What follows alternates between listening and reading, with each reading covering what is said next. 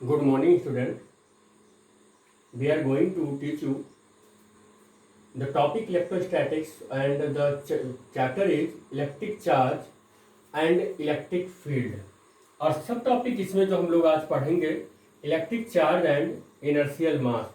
What is the difference between the electric charge and inertial mass. Electric charge और inertial मास के बीच में क्या relation है, क्या इसमें एक दूसरे में डिफरेंस है, ये हम लोग देखते हैं. तो एक टेबल है, इस टेबल पर हमने लिखा हुआ है तो some basic points between the electric charge and inertial mass. First point is it may be positive, negative और जीरो. इलेक्ट्रिक चार्ज बेटा वो पॉजिटिव भी हो सकता है, नेगेटिव भी हो सकता है एंड मे बी जीरो भी हो सकता है. पॉजिटिव आप जान ही रहे, प्रोटॉन पर कैसा चार्ज होता है, plus 1.6 10 to the power minus 19 coulomb. Electron पर minus 1.6 into 10 to the power minus 19 coulomb. Zero किस पर होता है, न्यूट्रॉन पर जीरो चार्ज होता है, वो इलेक्ट्रिकली न्यूट्रल होता है.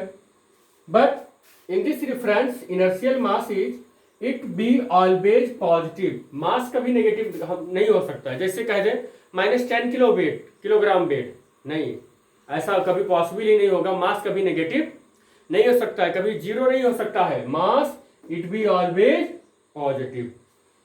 Second point of the electric charge में electric charge is always quantized. Q is equal to plus minus Ne. If the transferation of the charge of any one atom to another atom, किसी एक atom से दूसरे atom को charge का ट्रांसफरेशन में जो charge का ट्रांसफरेशन होगा, 1 इलेक्ट्रॉन जाएंगे या 2 इलेक्ट्रॉन जाएंगे या 3 इलेक्ट्रॉन जाएंगे, 1 इलेक्ट्रॉन आएंगे या 2 इलेक्ट्रॉन आएंगे या 3 इलेक्ट्रॉन जाएंगे. बट रैशनल नंबर में नहीं होगा कभी चार्ज का ट्रांसफरेशन, डेसिमल में नहीं होगा कभी चार्ज का ट्रांसफरेशन. मतलब 1.5 चार्ज कभी नहीं जा सकता है एक एटम से दूसरे एटम पर. 0.5 नहीं आ सकता है किसी दूसरे से किसी एक एटम पर, ऐसा नहीं होगा.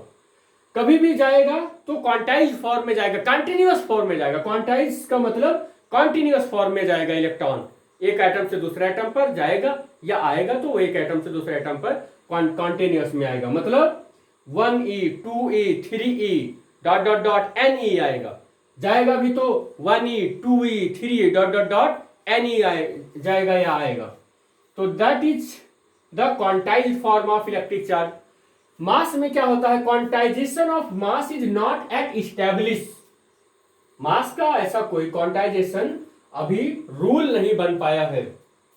Third, charge is strictly conserved. Charge जो होता है वो कंजर्व्ड होता है. जैसे हमने बताया था कंजर्वेशन ऑफ चार्ज में, single charge neither be create nor be destroy but pair charge we can change one form to another form, energy to particle, particle to energy. और बोला गया था this is the pair production, this is the annihilation. तो यहां पर charge को हम strictly conserve कर सकते हैं. But mass is not conserved by the itself, it may get converted into energy और वाइस वर्सा. मास को हम एनर्जी में, मास को एनर्जी में कन्वर्ट कर सकते हैं आइंस्टीन एनर्जी मास थ्योरम से. तो चार्ज को स्ट्रिक्टली कंजर्व कर सकते हैं और इसे हम यहां पर एनर्जी मास थ्योरम लगाकर एनर्जी से चार्ज, चार्ज से एनर्जी चेंज कर सकते हैं. Charge on a body does not depends on its speed.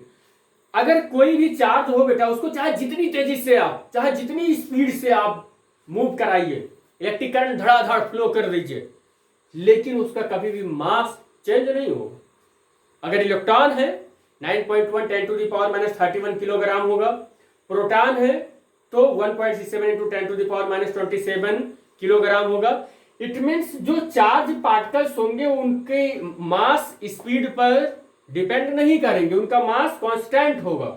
Charge on a body does not depends on its speed. तो ये होगा, चार्ज जो होगा, चार्ज स्पीड पर डिपेंड नहीं करते. बट मास में क्या होता है कि कोई भी बॉडी रेस्ट में होगी तो उसका मास कुछ और होगा, बट कोई भी बॉडी स्पीड में आ जाएगी तो उसका मास कुछ और होगा.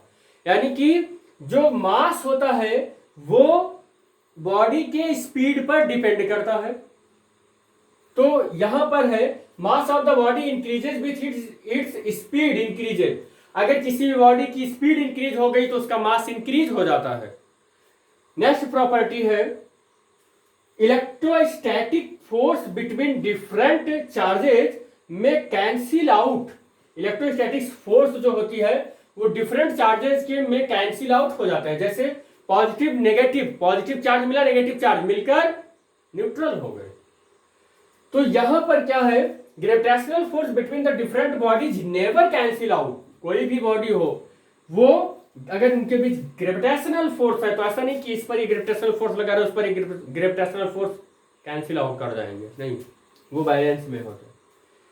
6 point is electrostatic force between the charge में भी अट्रैक्ट और रिपल्सन। तो 2 और मोर चार्जेज वो सेम नेचर के हैं तो उसमें रिपल्सन फोर्स होगा, डिफरेंट नेचर में है तो अट्रैक्शन फोर्स होता है। तो यहां पर बोला गया कि electrostatic force is between the charges में बी अट्रैक्ट में be repelled, but the gravitational force between the 2 or more bodies is always attractive force. So here only attractive between the 2 or more masses. 2 or more masses में चाहे जो भी हो उसमें केवल और केवल अट्रैक्टिव फोर्स ही होता है, not a repulsive force between the inertial mass of mass. Then the seventh property of the electric charge is a charged body always possess the some mass. एक चार्ज बॉडी हमेशा एक मास को रखेगा।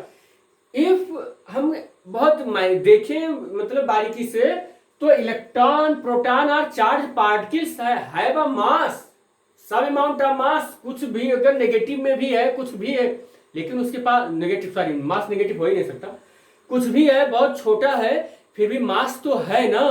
तो charge particles अगर है तो उसके पास मास है, बट ये कंपलसरी नहीं है कि बॉडी अगर है किसी के पास मास है तो उसके पास चार्ज हो। तो किसी कोई भी चार्ज होगा तो उसके पास मास होगा, कंपलसरी है, it is a compulsory, but a body positive mass में भी चार्ज और न्यूट्रल। लेकिन ये जरूरी नहीं है कि कोई भी बॉडी के पास मास हो तो चार्ज हो, लेकिन ये जरूरी है कोई भी बॉडी चार्ज है तो उसके पास मास है।